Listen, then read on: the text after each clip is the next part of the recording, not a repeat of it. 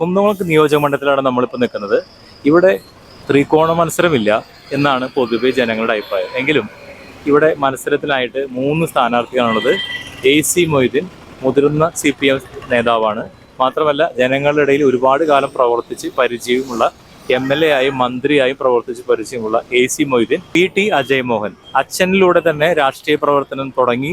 ഒരുപക്ഷെ കഴിഞ്ഞ പൊന്നാനിയിൽ നിന്ന് മത്സരിക്കുകയും ഇപ്രാവശ്യം കുന്നംകുളത്ത് മത്സരിക്കുകയും ചെയ്യുന്നു. അജയ് മോഹനെ സംബന്ധിച്ചിടത്തോളം ഇത് ഈ വിജയ സാധ്യതയുള്ള ഒരു മണ്ഡലമാണ്. അദ്ദേഹവും ഇവിടെ ഒരു കടുത്ത എതിരാളി തന്നെയാണ് AC മൊയ്തീന്. പിന്നെ BJPയുടെ സ്ഥാനാർത്ഥിയായിട്ട് NDAയുടെ സ്ഥാനാർത്ഥിയായിട്ട് മത്സരിക്കുന്ന തെങ്ങിൻതോപ്പ് ചിഹ്നത്തിൽ മത്സരിക്കുന്ന KR രജിൽ. ഇദ്ദേഹത്തിന്റെ ഇവിടെ എത്രമാത്രം BJPക്ക് അല്ലെങ്കിൽ NDAക്ക് വോട്ട് ശതമാനം ഉയർത്താൻ പറ്റുമെന്ന് നമുക്ക് അറിയാം. ഇവിടെയുള്ള വോട്ടർമാരോട് തന്നെ ഈ ജനപ്രതിനിധികളിൽ ആരാണ് മത്സരത്തിൽ ഇറങ്ങി ജയിക്കുക എന്നുള്ളത് വോട്ടർമാരോട് ചോദിക്കാം. ഇവിടെ ആരും വന്നിട്ട് കാര്യമൊന്നുമില്ല. അത് ഇവിടുത്തെ 2 സ്റ്റെപ്പിലെ ഭരണത്തിന്റെ അഴിമതി കാര്യങ്ങളൊക്കെ വെച്ച് നോക്കുമ്പോൾ കറക്റ്റ് സാധ്യത അജയ് മോഹനാണ്. അത് കൊണ്ടുവന്നിട്ട് അതിപ്പോ ഭരണത്തിൽ വരുന്ന ഏത് MLA വരായാലും സ്വാധീനം അനുസരിച്ച് ചെയ്തേ പറ്റുമോ? അതിപ്പോ ഒരു വലിയൊരു മഹിമയായിട്ടൊന്നും കാണുന്നില്ല. മാറ്റം ഉണ്ടാവും. അജയ് മോഹൻ ജയിക്കാനുള്ള സാധ്യത. നമ്മള് പറഞ്ഞിട്ട് കാര്യമില്ലല്ലോ. നമ്മുടെ അഭിപ്രായം നമ്മള് BJP ആയിരുന്നു താല്പര്യം. BJP ഉള്ള ഭരണം ഒന്ന് മാറ്റി പിടിക്കുക, അത്ര ഒരു 3 പ്രാവശ്യമായിട്ട് AC മൊയ്തീനെ ജയിച്ചോണ്ടിരിക്കുന്നത്. ഇനിയിപ്പോ അടുത്തത് അതന്നെയാവും എന്നാണ്.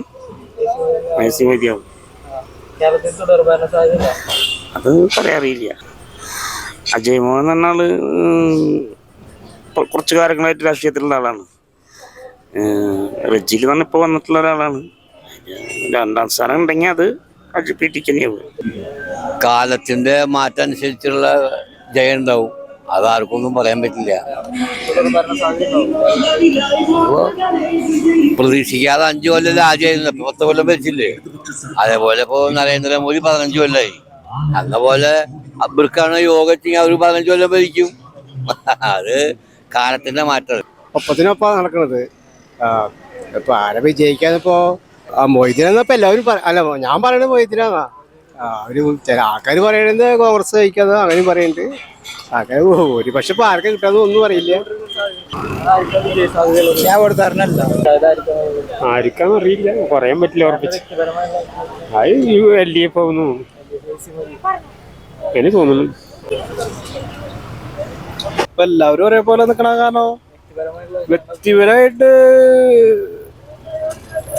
അങ്ങനൊന്നുമില്ല. ആരും നല്ലതൊന്നും ചെയ്യുന്ന കാണാനില്ല. അതുകൊണ്ടാണ് നമുക്ക് താല്പര്യം.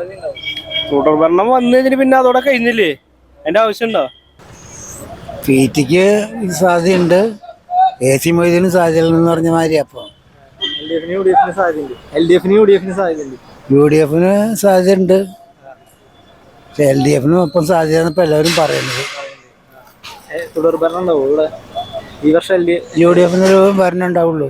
അങ്ങനത്തെ ഒരു കണ്ടീഷനിലാണ്. ടൈറ്റ് മത്സരം തന്നെയാണ്. 3 പാർട്ടിക്കാർ നല്ല മത്സരത്തിൽ തന്നെയാണ്. പറയാൻ പറ്റില്ല, ഭാഗ്യം പോലെ ഇരിക്കും. ഉണ്ടാവുമെന്ന് വിചാരിക്കാം, പ്രതീക്ഷിക്കാം.